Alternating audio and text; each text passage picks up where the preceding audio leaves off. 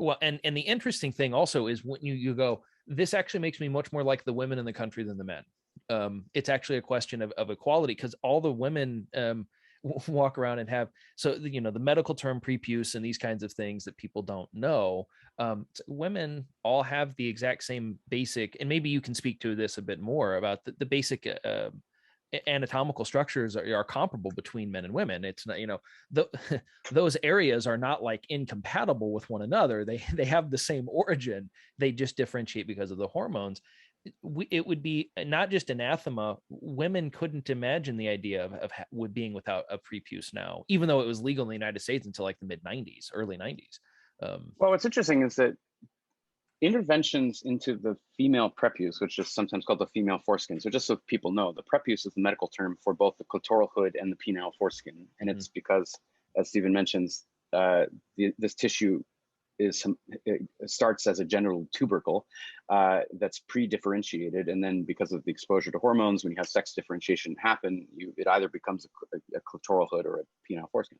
But it's very similar tissue and has many similar properties, and it's doing a similar thing. The clitoral hood is protecting the clitoris, which is very sensitive, and you wouldn't want that to be exposed or rubbing against clothing or whatever. It's something you would want to be an internal organ.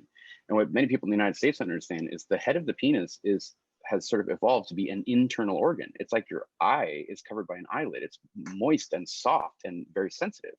Whereas in American men, the head of the penis has been exposed since they were like 2 days old or something like that. And it just, this whole sensory profile changes. There isn't a protective covering. It isn't soft and moist and as sensitive.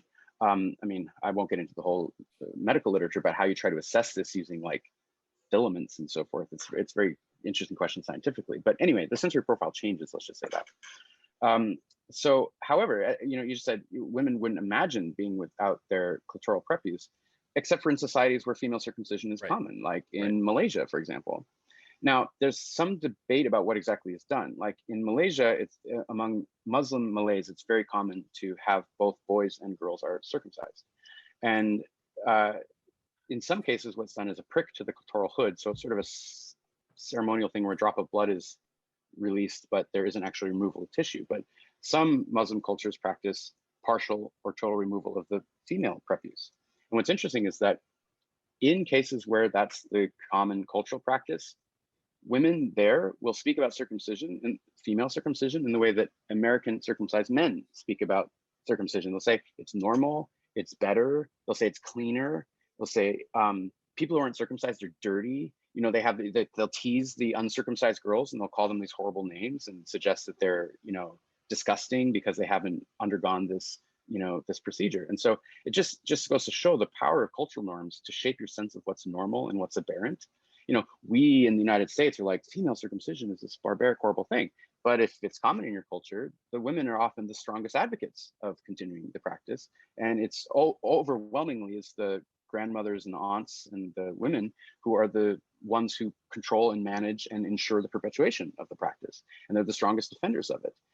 In the same case, you have these American circumcised male medical doctors who are like, circumcision has to be done. And it's like, you sort of start to think that there's something else going on under the surface here because they themselves are circumcised. And that's not trivial. I mean, there's even some research on this. Like somebody named Andres Muller did some study of Canadian physicians and showed that their assessment, their just passionate assessment of benefits and risks suspiciously mirrors whether they themselves were circumcised and whether they had their son circumcised. So, the personal qualities of a doctor in this very sensitive psychosexual domain affects their appraisal of the medical literature and the justifications that they give for why they think a practice should be continued or not.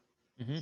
Well, it's another case point, another piece of evidence for the larger discussion that you've been having about we're embedded in communities and our sense of character and understanding is completely dependent upon it also, I think, is quite interesting, shows the boundaries of what we could call multiculturalism or an appreciation for multicultures.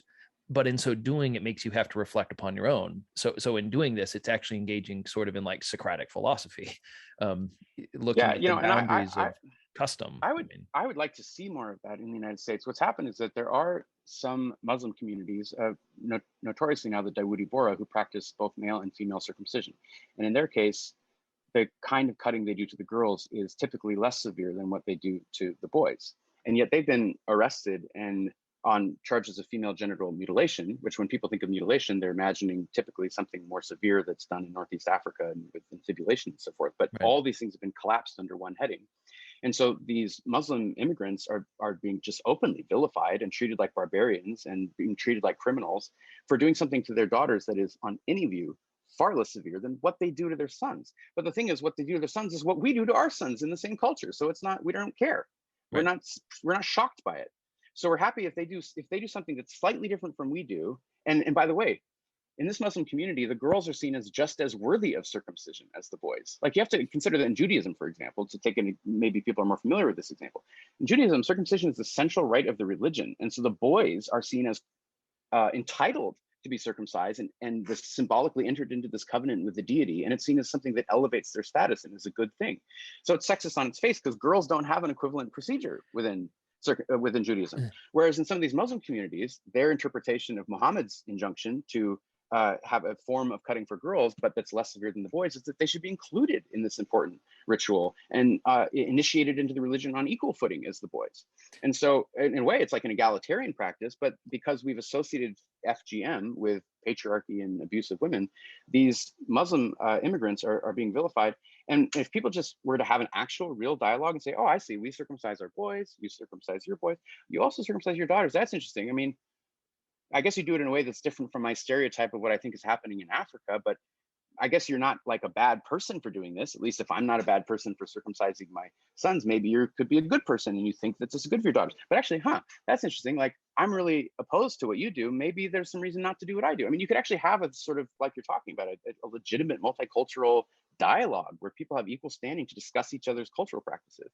But the way it happens now is you have the white Westerners decide that what they do is civilized, and then these brown immigrants come in and they're barbarians. And it's like, whoa, we should be really cautious when we see that dynamic play out. That plays out all the time.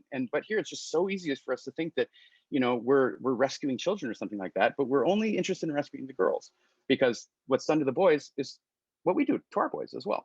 Well, and it's an interesting, the Judaism piece is a really interesting one for a bunch of reasons, but like, Jewish lineage comes through the mother, the non-circumcised one, right? But it's the rite of passage that's attached to the male that gives them their name on the 8th day. That's injunction in here, and it's a requirement. There's a kind of built-in gender differentiation. Your bloodline comes from your mom, but God is the one that's responsible for your sexual procreation, is the one that's really in charge of the organ. Like, if you read Maimonides, it's kind of really clear this is what we're sort of getting at with some of this.